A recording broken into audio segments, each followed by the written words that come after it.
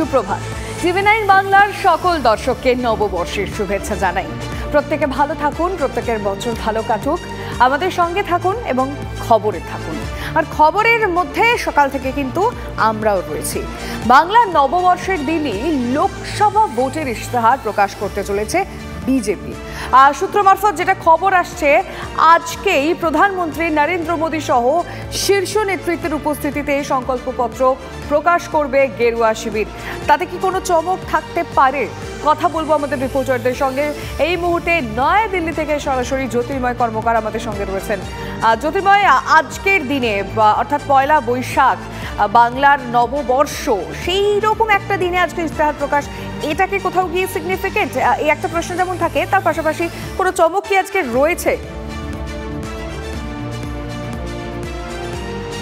দেখো, প্রথমেই জানাই শুধুমাত্র বাঙালি নববর্ষ নয়, দক্ষিণেও আজকে এই একই ধরনের উৎসব রয়েছে এবং দেশের বিভিন্ন প্রান্তে আজকে একাধিক বিভিন্ন সম্প্রদায়, বিভিন্ন জাতি জনগোষ্ঠী তাদের নিজস্ব উৎসব আজকে রয়েছে। ফলত আজকের দিনটা যথেষ্ট পবিত্র, অন্তত সংস্কৃতির ছোঁয়া প্রত্যেকটা জাতি জনগোষ্ঠী বা প্রত্যেকটা ভাষাভাষী মানুষের কাছে আজকের দিনটা গুরুত্বপূর্ণ। নরেন্দ্র মোদী বা বিজেপির এই মুহূর্তের প্রচারের সবথেকে গুরুত্বপূর্ণ যে হাতিয়ার, তা হচ্ছে মোদির গ্যারান্টি।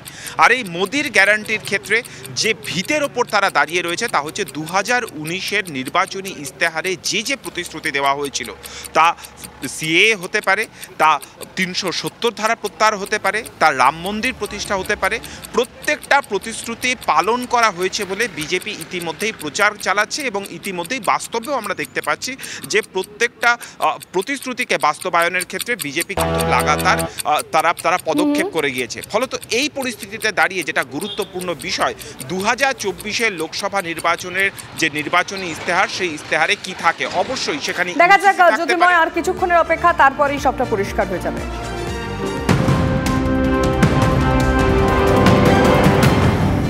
তবে এই মুহূর্তে আরো একটি বড় খবর, বান্দ্রায় সালমান খানের বাড়ির বাইরে গুলি চলেছে। গ্যালাক্সি অ্যাপার্টমেন্টের বাইরে গুলি চালায় দুই দুষ্কৃতী। 3 রাউন্ড গুলি চলেছে বলে খবর সূত্রে। তদন্তে মুম্বাই পুলিশের ক্রাইম ব্রাঞ্চ। উত্তরের হারানো জমি ফিরে পেতে মরিয়া তৃণমূল। বার্নিশ গ্রামে ঝড় বিধ্বস্তদের ক্ষতিপূরণের ঘোষণা করলেন মুখ্যমন্ত্রী। ধূপগুড়ি হাসপাতালের পরিকাঠামো বাড়ানোর প্রতিশ্রুতি অভিষেকের। লক্ষ্য ভোট নয়, অসহায়দের পাশে সরকার, দাবি তৃণমূল প্রার্থীর।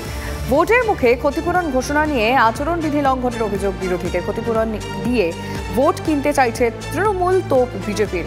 গতবারের মতো এবারেও শূন্য হাতে ফিরবে কটাক্ষ বিজেপি।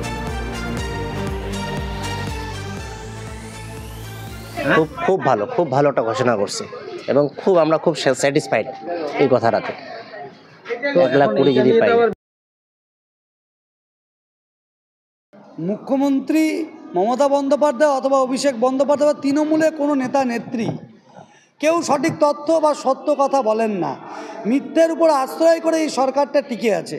দুদিন আগে এই মুখ্যমন্ত্রী এই ভাইপোই বলছিলেন যে বিজেপি নাকি টাকা আটকে দিয়েছে, বিজেপি নির্বাচন কমিশনকে বলে টাকা আটকে দিয়েছে, টাকা দিচ্ছে না তাদের ঘরবাড়ি বানাতে। তাহলে আজকে কি করে ঘোষণা করলেন? নির্বাচন চলাকালীন কোনো টাকা কি ঘোষণা করা যায়? খুব আশ্চর্যের ব্যাপার যে আজকে আসামে যখন বিহু উৎসবে আসাম সরকার যখন টাকাটা দিচ্ছে আর কি, তখন কি আচরণবিধিটা লঙ্ঘন করা হচ্ছে না? আর যত সব দোষ পশ্চিমবাংলার বেলায়, এটা তো হতে পারে না। কেননা ইলেকশন কমিশন সেটা নিরপেক্ষ এবং সারা ভারতবর্ষের প্রশাসনটা এখন ইলেকশন কমিশনারের হাতে। তাহলে তারা ইলেকশন কমিশনার, এটাই তো আমাদের প্রতিবাদ। কথা বলবো আমাদের প্রতিনিধি সরাসরি রয়েছেন নীলেশ্বর। আচ্ছা নীলেশ্বর, এরকম একটা সময় যখন মানুষ অসহায়, তাদের পাশে দাঁড়ানোর কথা, তখন কে কি করেছেন, কে কি না করেছেন, এই নিয়ে রাজনীতি চলছে। এটা কি ভোটের কারণে বেশি হচ্ছে? দেখো, একেবারেই সঙ্গত তুমি প্রশ্ন করেছো যে এটা ভোটের কারণে হচ্ছে কিনা। একদমই তাই।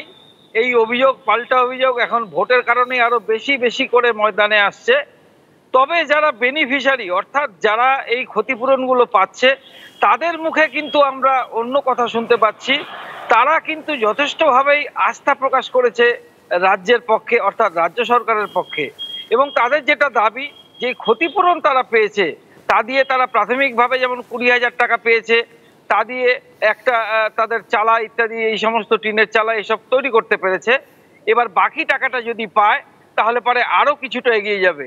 তবে হ্যাঁ, তাদের তরফে যেটা আরো দাবি, সেটা কিন্তু এই যে সামান্য 1,20,000 টাকা দিয়ে বাড়ি তৈরি সম্ভব না, আরো বেশি করে অনুদান তাদের প্রয়োজন, এমনটাই কিন্তু দাবি জানাচ্ছেন স্থানীয় বাসিন্দারা।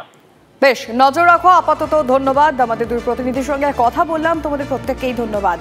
টর্নেডো বিধ্বস্তদের প্রশাসন ক্ষতিপূরণ দেবে, নির্বাচনী প্রচারে গিয়ে ঘোষণা করেছেন মুখ্যমন্ত্রী। শুনবো সেই বক্তব্য।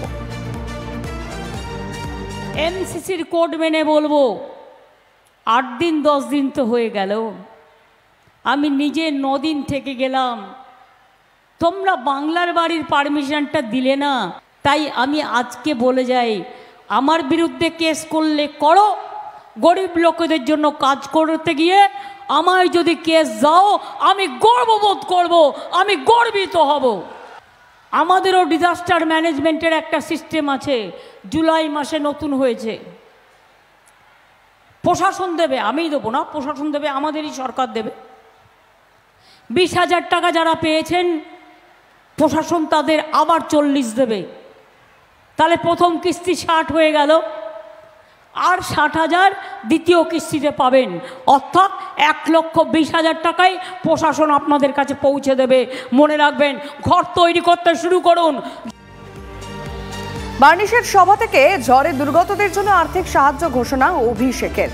48 ঘন্টার মধ্যে দুর্গতদের ব্যাংক অ্যাকাউন্টে 1,20,000 টাকা পাঠাবে সরকার।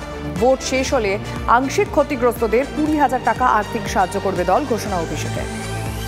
500 পরিবার যারা সম্পূর্ণ ক্ষতিপূরণ হিসেবে 20,000 টাকা পেয়েছিলেন, আমাদের মুখ্যমন্ত্রী সিদ্ধান্ত নিয়েছে যে বাংলার মানুষকে ভাতে মারা যাবে না।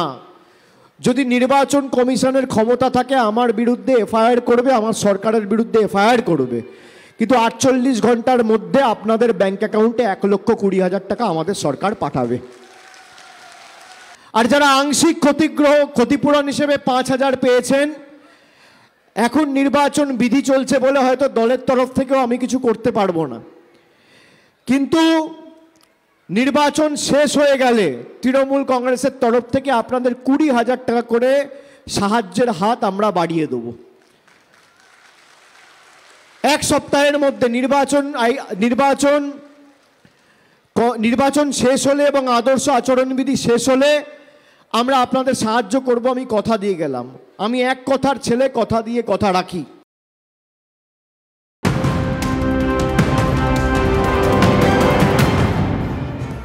ফের উত্তপ্ত মণিপুর পূর্ব জেলায় 2 সশস্ত্র গোষ্ঠীর মধ্যে সংঘর্ষের জের নিহত 2। নিহতদের পরিচয় এখনো জানা যায়নি। কাঙ্গাপোকপি জেলার সীমানার কাছে গুলিবর্ষণ হয়। পরিস্থিতি নিয়ন্ত্রণে আনতে এলাকায় রাজ্য ও কেন্দ্রের বাহিনী মোতায়েন রয়েছে।